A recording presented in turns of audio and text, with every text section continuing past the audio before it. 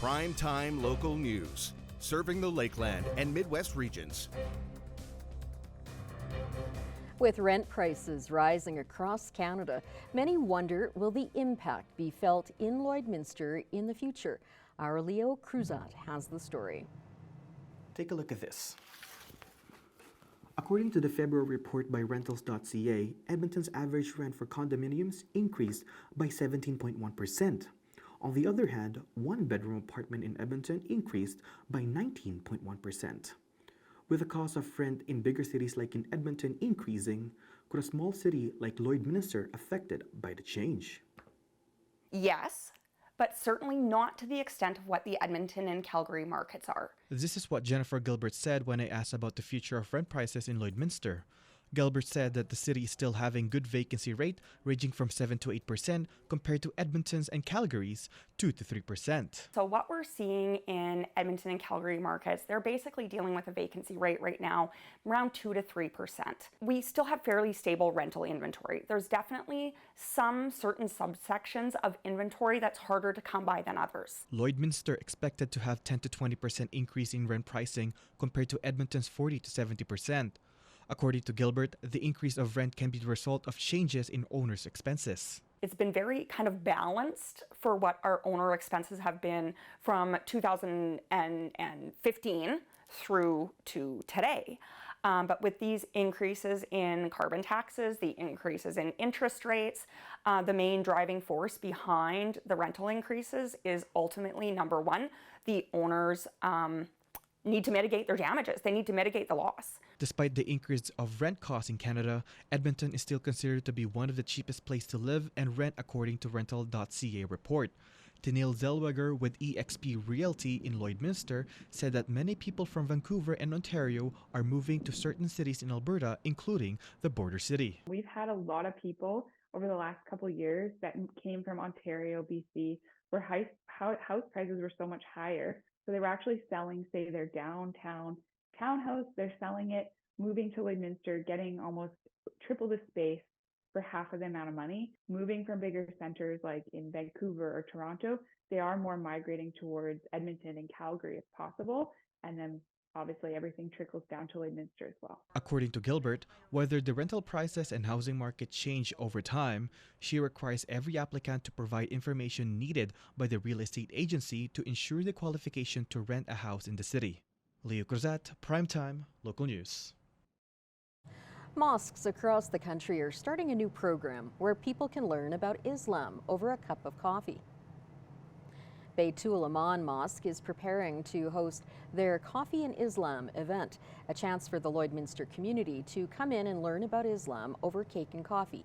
Missionary Kasid Warich is excited to show the Islam teachings to the community. The main intention behind this nationwide program that we are having, this campaign, is that we want to open our doors to of the mosque to all the neighbors. And we want to promote the teachings of the holy founder of Islam, Prophet Muhammad, peace be upon him. And no matter someone's backgrounds and religious beliefs, Warich wants everyone to feel welcome. We want everybody to feel comfortable, whether you are a Muslim or you're a Christian or you're a Hindu or you don't even believe in religion at all or you're an atheist. We want everybody to feel welcome, that they're able to come to this mosque. And so we're opening it up for everybody in a formal way. The event happens on Sunday, the 25th, from 2 till 5 p.m. More information can be found on the Coffee and Islam website. Cheers Live is hosting many wrestling events in the border city, with one starting this weekend. Our Callum Hawkers sat down with the promoter of the event to get the details. I'm joined by Chris Brinklow, the promoter of Border Bash, which is a new wrestling event that is coming to the city this Saturday, February 24th. Chris, thanks so much for your time today. How's it going? It's going great. We are really excited for tomorrow's show at Cheers Live. BEW makes its Lloydminster debut, and we have some familiar faces coming to the show, but also a lot of brand new faces that are making their like I said, their debut here in Lloyd. So we're very excited for it. So, Chris, tell me, what can people expect when they come to Cheers this Saturday?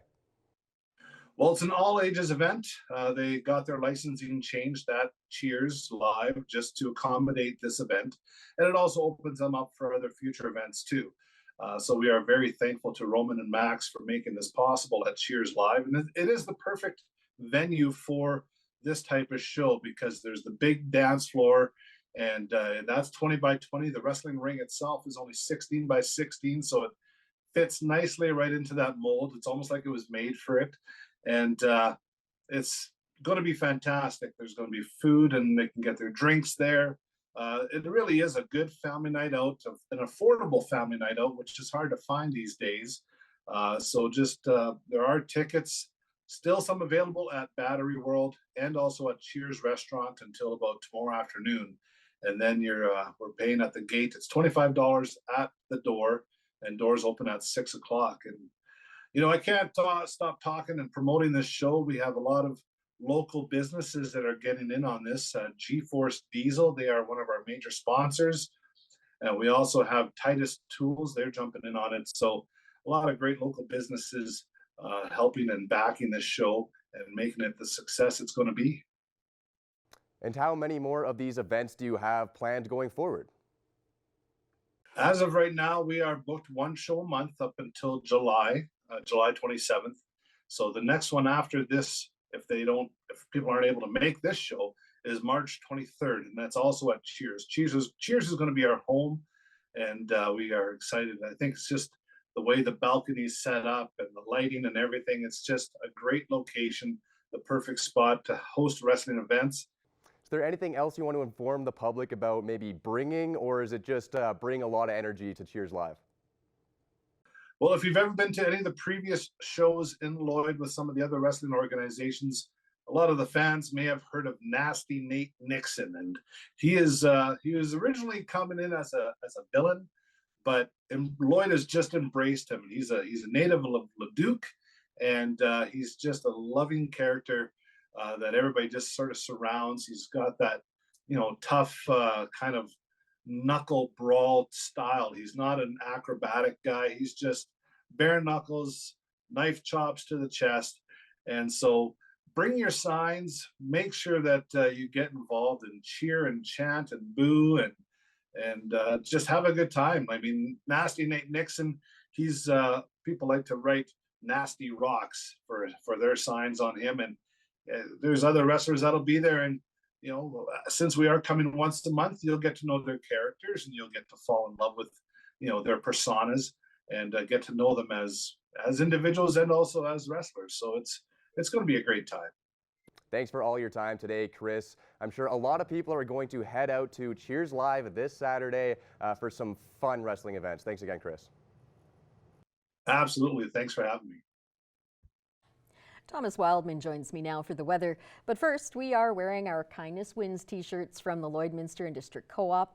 It's because tonight is the Canadian Natural Resources Anti-Bullying and the Co-op's Kindness Wins Pink in the Ring night.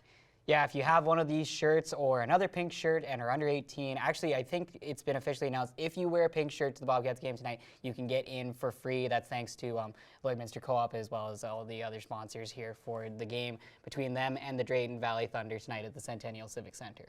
Well, Thomas, it is so nice and mild. People can get out to the game. It feels like spring and the streets are dry. What do we have ahead for us? Yeah, it's just fantastic right now. The weather's great. We're way ahead of our usual looking for the weather right now. It's much warmer. Unfortunately, as it gets closer to Monday, we're going to see the weather dip a little bit, but we'll talk about that in just a few seconds. But right now, looking at the almanac, as you can see, the high right now is a high of 7 degrees. The usual normal for that is -4. The low right now is -5, usual normal is -16. So we're plenty warmer than we usually would be in the middle of February as we come to the end. Also notice that our monthly average for precipitation is 14.5. To date, we're only at 6.4. So unless we have some real big dumps of snow, we're likely not going to be seeing anything close to that. Taking a look at the current conditions here in Lloydminster, we're sitting at 7 degrees with the wind chill right now. We're going down to 3 degrees.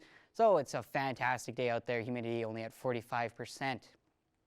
Taking a look elsewhere in North Battleford, they're sitting very close to us, 5 degrees right now with the wind chill, that same 3 down to 2 degrees. And then taking a look out in Cold Lake, they're at 7 degrees, a little less of a wind chill, down to 4 degrees for them out there.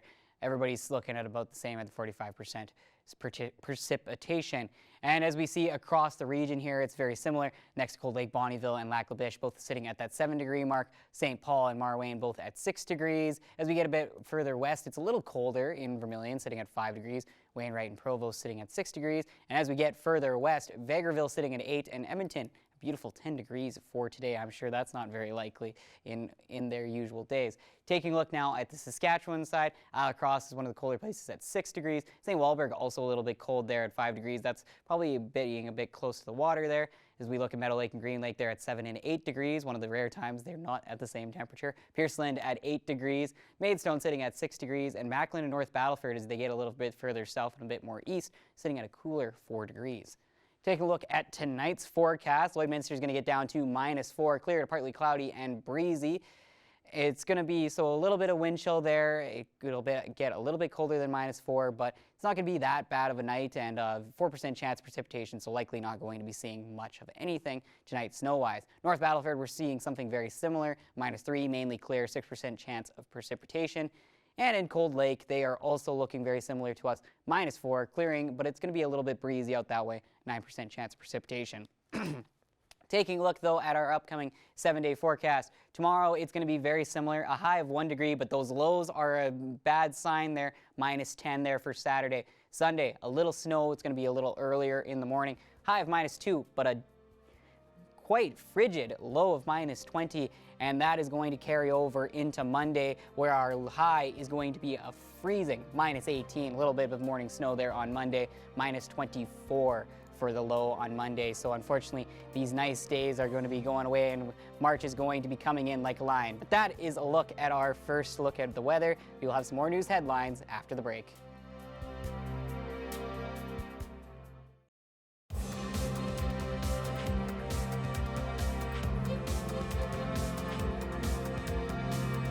As we mentioned earlier, the annual Pink in the Rink game will be held tonight at the Centennial Civic Center between the Lloydminster Bobcats and the Drayton Valley Thunder. The Bobcats come into this game with a 29-24 record and sitting in 5th in the league with 58 points, while the Thunder are 18-32-2, sitting 9th in the league with 38 points. The season series between the two clubs sits at 1 apiece, with both winning at home. The Bobcats and Thunder will meet up one more time this season on March 1st, once again in the border city. The Lakeland Rustlers sports teams have always been competitive, and some programs have had many years of success. This year, though, is unlike any previous year, as almost every program has qualified for the ACAC playoffs. Our Thomas Wildman has more. Today, I'm joined by Al Rogan, the athletic director for Lakeland College, and he is here today to talk about the success that all of the teams for Lakeland College this year have seen, as 9 of them will be going to the ACAC championships coming up this March. And so thank you so much for being with me today, Al. Thanks for having me. So again, back to that nine teams making it to the ACAC, just what is your initial reaction to hearing that a good portion of all of your guys' programs is going to be competing for the possible ACAC championship crown? Yeah, no, it's great. Every year I think I say that this is our best year yet, and once again, this year is our best year yet. 9 of our 10 teams have qualified for the ACAC championships, and they've had great seasons so far this year, and we're looking for some great things in the playoffs from them. So let's start with one of the other big announcements that also came out here as well. Taylor Dyer getting the nod for ACAC Coach of the Year in the North Division, and that was a team that kind of going into the season is a very young team. There was a lot of questions about how successful the team was going to be, if it was going to be a building year, but that team has been excellent, and so far in the ACAC championships just beat the defending champions. So just what have you seen from that team in particular that's been so good? Yeah, Coach Dyer's done a great job with this group of young men this year. Like you said, pretty young team. I think their oldest player is a 3rd year, our libero. And, you know, he spent a number of years building the culture of the program, and he's been able to create this, this really tight-knit group of student athletes who bought into his philosophies on what he wants to see this year. And just watching them play last night in the first round of the playoffs, they played really well together. And you know, you look at how they've all come together as a team, and you know, that's one of the reasons why I think he received the Coach of the Year nod from his peers, is because he's been able to make his team play as one unit, and it was evident last night when they beat the reigning ACAC champs. And so Taylor now joins a very elite group as well. Austin Dyer getting the coaching nod also nationally last year, and then Chris King previously also getting coaching nods as well. And so just from my outside looking in, that you guys have created an excellent culture at Lakeland with some great coaches who are able to recruit fantastic players and bring the success. Yeah, we've been able to retain our coaches, I think, is a huge piece. And you know, as coaches become comfortable in their roles and they build their culture with their programs, they bring in the recruits that fit, and then winning is sort of a byproduct of that. And all of our coaches have got to that point now where they have built winning programs, and over time you're going to get acknowledged for that. And I think our coaching staff, and we might even see more this year potentially as we see more awards come out, hopefully. I think we have some of the best coaches, if not the best coaches in the league, but I guess I'm a little bit biased being the athletic director, but we've been able to retain some great people who have become great coaches. And so, as well as the 6 teams in the court sports making it in, or the gym sports, we also have 3 teams making it on the ice sports. Of course, the girls hockey team, and then 2 teams from the curling team. And just especially with the hockey team, that's a very fresh and new team, and being likely going to be the #1 seed in the ACAC, just the success for the ice sports so far this year. Yeah, so our women's hockey team is just, you know, once again, I think it says before, just meet and they've beat all expectations. Second year in the league, they're right at the top, battling for first spot. They tie either one of the 2 games this weekend. They're going to end up in first spot and hosting the first round of the playoffs. And just what Coach Mann and that whole group of leadership with the women's hockey team has done has just been amazing. And they've done it on the ice, they've done it off the ice, they've done it in the classroom. It's been great to see, and in such a short period of time. It's great. And our curling programs are mixed, and our men's teams are competing. I think they're going to throw out the first rocks here in the next hour or so. You know, if our men's team finishes top 3, they're off to nationals here in a few weeks as well. So they've done some really good things. And once again, our curling teams are pretty young as well. So, you know, they'll Coach Makachuk and Coach McQuid and Coach Cookson are going to have some great student athletes hopefully in future years that are going to continue to hopefully be successful. And then the fun won't end, of course, for Lakeland after the ACAC championships, as we will be hosting the national championships for women's basketball. And so just talk to me again about that and how exciting it is, as well as a few of those teams possibly, you mentioned the curling team, competing at national championships. Yeah, so this year's been a great year. Our teams either finished first or second in the league in their divisions, and you know, our women's volleyball team has a great chance of making nationals. Men's volleyball, if they continue the way they've been playing, they have a chance. You know, obviously we're hosting women's basketball nationals, so we could potentially see, well, we will see our women's team at nationals. And it's just, when you host a national championship event, it's different than attending, because, you know, there's lots of things you have to worry about and make sure work, but it's also being able to show your programs in front of your home community. And we're really fortunate to have an incredible community that supports our programs and comes out to cheer our teams on, support them financially. And it's great when you're able to play and have a competition of this level in your own community, because we know that we're going to pack the gym when Lakeland's playing, and it's going to definitely be a home court advantage for us. Awesome. So there will be plenty of fantastic Lakeland Rustlers content coming up over these next few weeks. The games will be fantastic, and there will be lots of playoff happenings, whether it's the girls hockey or the upcoming basketball games here coming up this weekend. And so thank you again, Al, for always talking to us about the Lakeland Rustlers, and we hope for continued success for you guys and the rest of the teams coming up throughout the rest of the spring. Time now to take a look at all of the pet pictures you've been sharing with us for our Pets of the Day.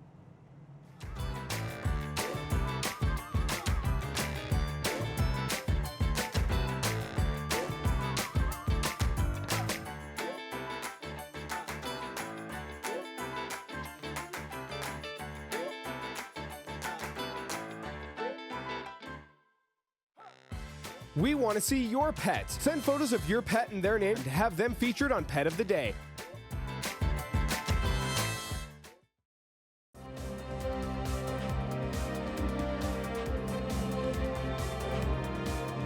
I'm happy to be joined today on Primetime Local News by Tyler Hall. Tyler is the chairperson for Tele Miracle 48. Tyler, thank you for joining me today. Yeah, thanks for having me. Well, 48 years of Tele Miracle, that is pretty amazing, coming up on 50 here in a couple of years. So let's talk about Tele Miracle itself, just in case there's people who don't know what it is. Can you explain how Tele Miracle works? Yeah, Tele Miracle, we take donations from people all over at our telethon and throughout the year. And then it goes towards people in need that need medical travel for cancer treatments or surgeries, and it could be out of province surgeries. And then also like medical equipment like scooters and walkers and ramps to get into your house and lifts. So yeah, whatever somebody needs for medical equipment and can't afford it, they can reach out to Tele Miracle. Well, and the telethon itself airs on the CTV stations, including here in Lloydminster. And that's about 20 hours. Plus, obviously, you have the countdown to Tele Miracle. There's a lot of work that goes into this, Tyler. How do you coordinate something like this? Oh, it's a year-long process. Even before last year's show, I was planning my logo and my committee and everything. And then we learned how to our roles at last year's show. And then as soon as that show was over, we're preparing for this year already. So yeah, and then getting all your SAS talent and everything was in the fall and auditions. So yeah, it's a year-round process. Well, tell me about how the event actually starts, Tyler. You guys have something called Countdown to Tele Miracle. What is that? Yeah, the countdown to Tele Miracle starts before the show. It's only live stream on their website at telemiracle.com. And then we just have some SAS talent that are going to perform. They're from all over Saskatchewan, just so we could get more SAS talent into the show, so you could join in then to see those talent. Well, one thing that is unique about the Saskatchewan talent too is that they also fundraise for the show. They're not just there to perform. So, how much does that help out? Yeah, the SAS talent brings in on over $100,000 every year, just them. And this year we went with Nutrien again, and they will match all SAS talent donations up to 100,000. So we're grateful for that. And hopefully we're on pace again this year to reach that again. So You guys also have a 50-50 that runs as part of this. Can people start buying into that now? yes, tickets are available at telemiracle5050.com. You get your tickets online there. And our draw is the Friday right before the show at 4:30. So ticket sales shut off at 4 o'clock. So get your tickets in. Now, as far as the actual financial goal is for the Tele Miracle Telethon, do you guys set one every year, or do you just go in hoping for whatever comes in? Nope, we have no goal. We just hope for the best, and we just hope that Saskatchewan and all our sponsors and people that donate just come back and support us. So One of the things too that has happened over the past few years is people leave legacies for the Tele Miracle Foundation. How can people go about doing that, and why is it important to maybe plan ahead if we're doing something like that to let your family know what your wishes are? yeah, it takes a lot of planning for anybody that make sure it's in their will, so the whole family understands what they want to do with their money after they pass. And they just have to contact the office in Saskatoon, and then yeah, we have our office staff that'll look after the whole family and what their needs and what they want for the plan giving. You guys have been lucky to have a really good national cast as well that really keeps that show moving. So, are we going to see some of the familiar faces back again this year? Yes, we will. We have Jeff Stryker and Jill Stryker, and then we have Beverly Mahood, Brad Johnner. Brad Johnner's son Luke is going to be there too as a national cast. We also have Beverly Mahood, of course. She's going to be back again. And then we also have like Tegan Little Chief and a few local Saskatchewan singers too. And so it's going to be great. Well, thank you so much for joining me today, Tyler. And if people are looking for more information, obviously you can donate during the telethon. But if they want to find out ahead of time about some of the talent, or talk about buying the 50-50 like we discussed, Is there one place that they can go to find all the information for the telethon ahead of time? Yes, like you just go to telemiracle.com and all our information is on there. The link to the 50/50 is on there. So, yep, just go to telemiracle.com. All right. Well, thanks so much for joining me, Tyler. I know you got a busy week ahead of you, so good luck with Tele Miracle 48. Thank you very much.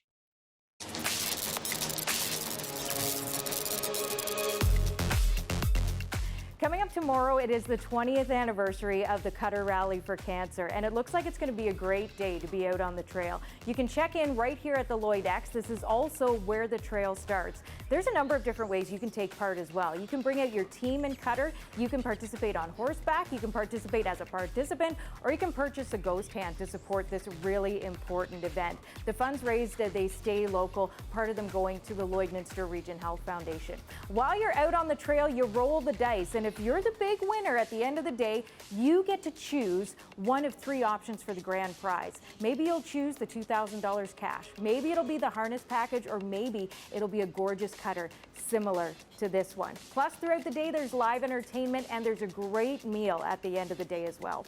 For all the details, head to their new website, cutterrallyforcancer.com. Get set for a really fun night out. Coming up tomorrow night, it is the 2nd annual Ladies' Night Out being hosted by the Marwayne Agricultural Society and Beauty from Bees. You'll get to hear the amazing and inspiring story of Jess Tatu when you head out to this Ladies' Night Out. Plus, there's going to be great charcuterie and more. While you're there, make sure you get a ticket for their raffle draw as well. All funds raised from this great event coming up tomorrow night, they're going to go to the Ice Surface Project at the Marwayne Hockey Arena. For all the details and to get your tickets now, go online to Eventbrite. And coming up on Monday night, the Great Canadian Road Trip is going to be making its way to Lloydminster, taking to the stage at the Vic Juba Community Theatre. And it features Michelle Wright, Jason McCoy, and Doc Walker all in one night. There's only a few tickets left, so get them now online at vicjubatheatre.ca. Well, whatever you choose to do this weekend, we hope you stay safe and stay healthy.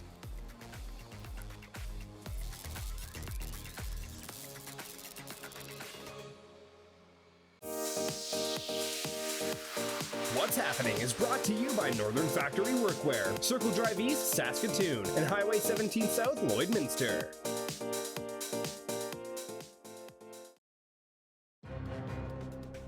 Furniture set and design supplied by Furniture Gallery, downtown Lloydminster. I am joined today by Mayor Craig Copeland from Cold Lake, and we are talking about a recent trip that he took to Grand Prairie to preview their Winter Games festivities this past weekend. And just to let everybody know that, of course, Cold Lake did win the bid for the 2026 games. So, Craig, can you tell me what did you learn from the event? It was excellent. So there was a 4 of us that went up to Grand Prairie, and the staff that are involved in the games, the volunteers, they did a great job showing us all the venues. We went around to a lot of them ourselves to see what we're going to be faced with. There are 17 different sports going on there, all the 8 zones there, 2,400 athletes, coaches on site. So we got to see how do you feed 2,400 people, the accommodations, which is inside the schools, and just the coordination of the busing is it's something else. But we've done our area's done the games, us and the MD of Bonnyville, the town of Bonnyville and Glen, and we've done the games back in 2010, and so we're pretty excited about hosting the games in 2 years from now, and we look forward to the challenge. I guess when you come off that trip and you say, I think we've got it well in hand, were there any areas that you identified that you might need to do a little bit more work on? Well, we're going to set up a committee. We're a bit behind the curve on that, but that's okay. It will quickly catch up. But we'll set up a games committee, and then from there, start looking for volunteers, of course, but try to identify which game is best suited within the 4 communities. Certainly, Kinnasoo Ridge Ski Hill is obviously going to be where all the snow events are going to be for skiing, the beautiful facility. But, where do you put hockey? Where do you put speed skating, figure skating, volleyball, badminton, wrestling, aquatic swimming? So it's going to be neat. We'll figure that all out. And of course, we'll be looking for sponsorship, but the province has come in with a with a big amount of money that's going to give us help. And then each municipality has also brought a lot of money to the table. And the idea, of course, is to try to break even. And, we'll see how Grand Prairie did. It'll be tight. It's a lot of money to feed all those athletes and coaches. It was quite something to see. When do you expect you might get some feedback on how they did financially with that event in Grand Prairie?